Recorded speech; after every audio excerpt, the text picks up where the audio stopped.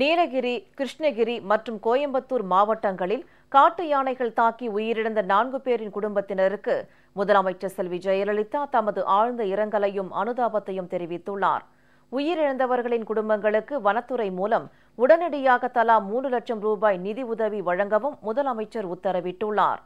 முதலமைச்சர் செல்வி ஜெயலலிதா வெளியிட்டுள்ள அறிக்கையில், நீலகிரி மாவட்டம் கூடலூர் வட்டம் ஓவேலி கிராமம் சீபுரத்தைச் சேர்ந்த திரு மாதன் கடந்த மே மாதம் 10ஆம் தேதி தனது வீட்டின் அருகே காட்டு யானை தாக்கியதில் பலத்த காயமடைந்து மருத்துவமனையில் அனுமதிக்கப்பட்டு சிகிச்சை பலனின்றி மே 17ஆம் தேதி உயிரிழந்தார் என்ற செய்தியையும்,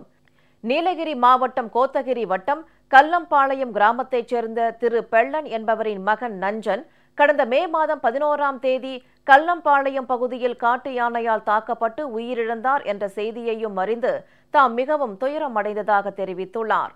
கிருஷ்ணகிரி மாவட்டம் தேன்கனிக்கோட்டை வட்டம் ஐயூர் கிராமத்தைச் சேர்ந்த திரு மாரப்பன் என்பவரின் மகன் ஈராப்பா கடந்த மே மாதம் 16ஆம் தேதி காப்பு காட்டில் காட்டு யானை தாக்கியதில் உயிரிழந்தார் என்ற செய்தியையும், கோயம்புத்தூர் மாவட்டம் மேட்டுப்பாளையம் வட்டம் காலனிபுதூர் கிராமத்தைச் சேர்ந்த திரு காளியப்பன் கடந்த மே மாதம் 16ஆம் தேதி பெரிய நாயக்கன் பாளையம் வனச்சரகம் காலனிபுதூர் சரக பகுதியில் காட்டு யானை தாக்கியதில் சம்பவ இடத்திலேயே உயிரிழந்தார் என்ற செய்தியையும் அறிந்து தாம் மிகவும் துயரமடைந்ததாக முதலமைச்சர் தெரிவித்துள்ளார். காட்டு யானைகள் தாக்கியதில் அகால மரணமடைந்த மாதன், நஞ்சன், ஈராப்பா மற்றும் காளியப்பன் ஆகியோரின் குடும்பங்களுக்கு தமது ஆழ்ந்த இரங்கலையும் அனுதாபத்தையும் தெரிவித்துக் கொள்வதாகவும், இந்த துயரச் சம்பவங்களில் உயிரிழந்தவர்களின் குடும்பங்களுக்கு வனத்துறை மூலம் தலா 3 லட்சம் ரூபாய் உடனடியாக வழங்க தாம் உத்தரவிட்டுள்ளதாகவும் முதலமைச்சர் செல்வி ஜெயலலிதா குறிப்பிட்டுள்ளார்.